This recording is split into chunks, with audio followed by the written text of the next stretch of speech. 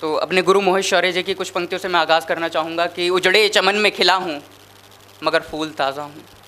कि उजड़े चमन में खिला हूँ मगर फूल ताज़ा हूँ, इस छोटी सी उम्र में मैं सदियों का तकाज़ा हूँ,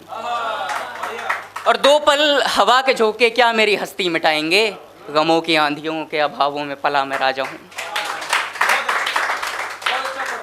और कुछ चार पंक्ति आपके समक्ष रखता हूँ कि दो अल्फाज हमने क्या लिख दिए तो लोग शायर समझ बैठे, कि दो अल्फाज क्या लिख दिए तो लोग शायर समझ बैठे, मौन रह गए महफिल में तो लोग कायर समझ बैठे, और हम कलमकार हैं पलटवार करना जानते हैं, कि हम कलमकार हैं पलटवार करना जानते हैं, दुश्मनों के संग दुश्मनी और दोस्तों के संग प्यार करना जानते हैं। और एक छोटी सी कविता मैं आपके समक्ष रखता हूँ, उम्मीद करता हूँ कि आप उससे रिलेट कर पाएंगे, कि प्यार मोहब्बत इश्क की हम बात कहते हैं, कि प्यार मोहब्बत इश्क की हम बात कहते हैं, कभी कभी हम भी दिल के जज्बात कहते हैं, जो दिन में तुम बयां न कर सको वो रात हम रात भर कहते हैं, कभी कभी हम भी दिल के जज्बात कहते हैं। कभी अपनी शायरियों से गुलजार को याद किया, पढ़कर मीरा की पंक्ति हमने परवरदिगार को याद किया, कुछ शेर सुने हमने मीर के, हम भी दीवाने हुए कबीर के, जब कुछ बुरा लगे तो हम लोगों की औकात कहते हैं, कभी कभी हम भी दिल के जज्बात कहते हैं।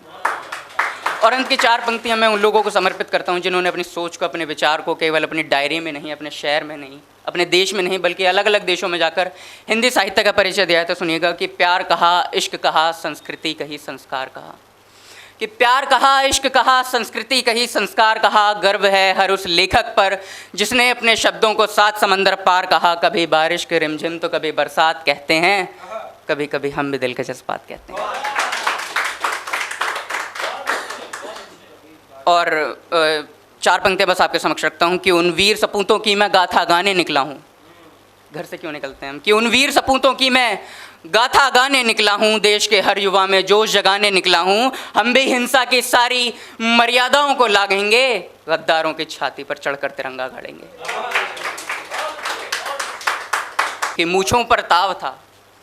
कि मूंछों पर ताव था, आंखों में अंगार था, परतंत्रता की बेड़ियों में जकड़े देश का वो स्वतंत्र आज़ाद था। शत्रुओं के लिए बारूद थे, मित्रता की मिसाल थे, कि शत्रुओं के लिए बारूद थे, मित्रता की मिसाल थे, भय को जो भयभीत कर दें ऐसे निर्भीक आज़ाद थे, चट्टान से थे वो खड़े, कि चट्टान से थे वो खड़े, फौलादी सोच देश समर्पित ऐसा उनका अंदाज था, वो शूरवीर आज़ाद था, वो शूरवीर आज़ाद था। और रुचिका मैम जी ने मणिपुर पर अपने कुछ विचार रखे, और हमारे देश का क्या है कि हम खुद ही सरकार बनाते हैं और खुद ही बाद में कोसते हैं। तो दो पंक्तियाँ बस आपके समक्ष रखता हूँ कि मणिपुर में हमने अंधी सत्ता के दरबार चुने हैं, कि मणिपुर में हमने अंधी सत्ता के दरबार चुने हैं, फिर से किसी निर्भया के वहाँ चीर छिने हैं, फिर से किसी निर्भया के वहाँ चीर छिने हैं, मौन होकर देखते रहे वो द्रौपदी का चीर हरण, कि मौन होकर देखते रहे वो द्रौपदी का चीर हरण, जो हमने दिल्ली के वहाँ सरताज चुने हैं। और द्यूत सभा में फिर से उत्तरदायी भीष्म बने हैं, कि द्यूत सभा में फिर से उत्तरदायी भीष्म बने हैं, मणिपुर में क्यों हमने अंधे धृतराष्ट्र चुने हैं। और एक बस कुछ अल्फाज में रखता हूँ कि नफ़रतों के इस दौर में हम किस ओर चल पड़े हैं, कि नफ़रतों के इस दौर में न जाने हम किस ओर चल पड़े हैं, हर राह पर केवल और केवल छल पड़े हैं, फिर से कुछ अधर्मियों ने महाभारत का दृश्य दोहराया है, कि फिर से कुछ अधर्मियों ने महाभारत का दृश्य दोहराया है, द्रौपदी तो है इस बार पर कोई कृष्ण नहीं आया है, और हम लिखने वाले तुमको केवल इतना ही समझाएंगे,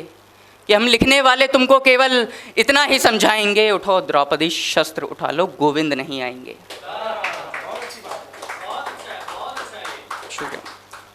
और जब हम इतिहास को पढ़ते हैं, मैं थोड़ा सा इतिहास का परिचय देता हूँ कविता के माध्यम से, कि ना मानो यदि तो इतिहास उठाकर देखो तुम, कि ना मानो यदि तो इतिहास उठाकर देखो तुम, भारतवर्ष की मिट्टी को कोई खास माफ़ कीजिएगा, कि ना मानो यदि तो इतिहास उठाकर देखो तुम, भारतवर्ष की मिट्टी की कोई बात उठाकर देखो तुम, उत्तर से दक्षिण तक का विन्यास उठाकर देखो तुम, देशभक्ति की कथा कोई खास उठाकर देखो तुम, वहाँ राणा और शिवाजी के संग्राम लिखे मिल जाएंगे, शब्द भेदने वाले तुमको बाण लिखे मिल जाएंगे, मातृभूमि की रक्षा हेतु उठते भाल लिखे मिल जाएंगे, वीर साहसी पांडव वंशी अनकपाल लिखे मिल जाएंगे, 2 कुंटल का कवच ढाल हथियार लिखा मिल जाएगा, राणा की रंगत का तुमको विस्तार लिखा मिल जाएगा, दुश्मन की छाती पर तुमको छाप लिखी मिल जाएगी, राणा के संग चेतक की भी टाप लिखी मिल जाएगी।